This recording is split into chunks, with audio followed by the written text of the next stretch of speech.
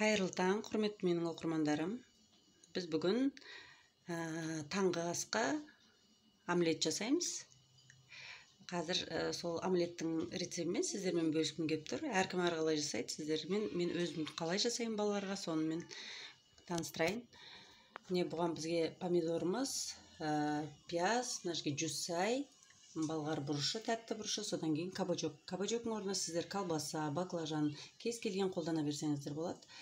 Бүгін мен кабачокты таңдадым. Одан кейін жұмыртқамыз. 5 жұмыртқа, 6 жұмыртқа, үйдегі адамдардың санына қарай өздеріңіз солай жасайсыздар. Ал енді бастайық. Қазір біз бұған еще сүт керек болады омлетімізге. Қазір бастаймыз. Ең бірінші мына кабачогымызды қазір майға кішкене сәл қуырамыз, үстінен сосын басқа жаңағы ингредиенттерімізді саламыз. Неге кішкене майымызды құйып аламыз сковородкаға.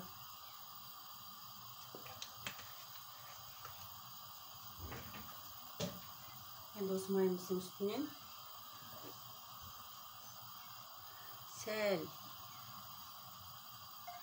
майдың дәмін кішкене, қазіргі майлар дәмдер жоқ қой, бірақ соның өзінде де сәл-сәл пияз саламыз астынан.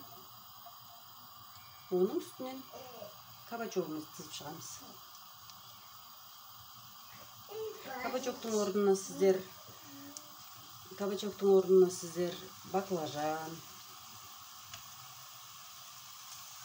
қоса берсеңіздер бола береді.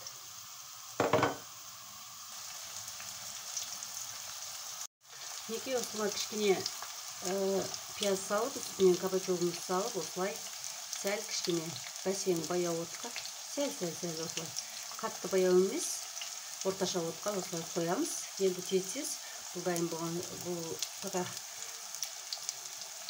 Енді негізгі омлетімізді жасай бастаймыз. Оған бізге қажет болады жаңа 5-6 жұмыртқа. Үйдегі адам санына қарай дедім.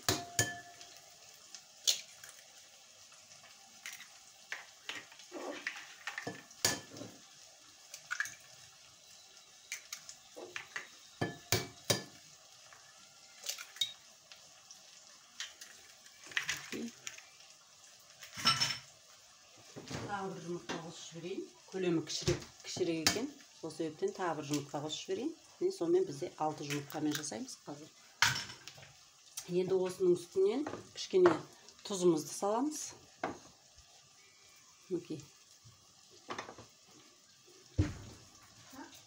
Кішкене тұзымызды саламыз. Оның үстінен помидорымызды саламыз. Турап қойған жаңағы көкөністеріміздің бәрін осының үстінен саламыз.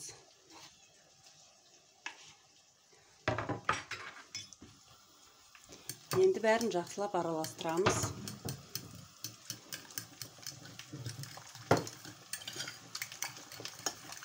Жылдам жақсылап бәрін араластырамыз. Енді бұның үстінен кішкене сүт құямыз.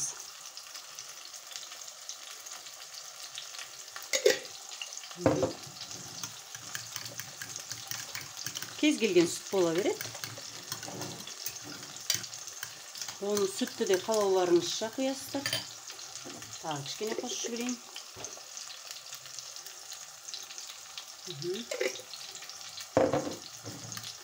Енді кішкене бұрышымызды салайық.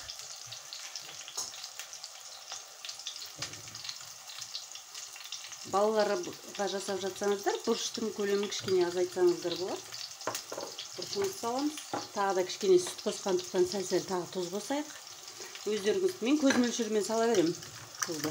Сонда бір қасықтың жарты қасыққа жетпейтін кішкентай қасықпен саласыздар ғой тұзды. Мінекей енді дайындап алып, осыны жаңағы қуырылып жатқан кабачогымыздың үстінен құямыз қазір. Неге жаңа дайындаған массамызды қуырылып тұрған кабачоктың үстінен бір келкі қылып бәрін құямыз да, осылай үстінен Қақпағын жабамыз. Қақпағын жауып, орташа отта бұқтырамыз.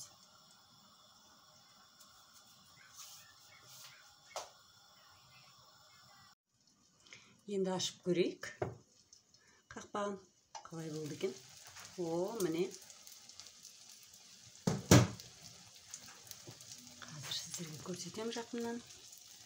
Мінекей біздің омлетіміз дайын болды. Қазір енді тарелкаларға саламыз, содан кейін көрсетемін. Сонымен міне біздің бағанаға жасаған омлетіміз дайын болды. Осындай әдемі, дәмді, балаларға жаңағы бұқтырып пісіргендіктен өте дәмді болады. Астында кабачогы бар. Сіздер оның астына колбаса, жаңағы баклажан, кез келген өздеріңіз қалауларыңыз бойынша. Колбасамен де өте дәмді шығады, баклажанмен де дәмді шығады. Бүгін мен кабачок таңдадым. Кабачокпен сочный болады. Өте күшті болады кабачокпен де. Жасап көріңіздер. Жусай қосам, мен міндетті түрде жусайдың өзіндік бір керемет дәмі бар. Өздеріңіз жақсы білесіздер. Оның орнына жаңағы укроп, жаңағы петрушка, әртүрлі қоса берсеңіздер болады, бірақ ерекше маған ұнайтыны осы жусаймен жасап көріңіздер. Өте дәмді болады. Мінекей. Өте оңай, өте дәмді,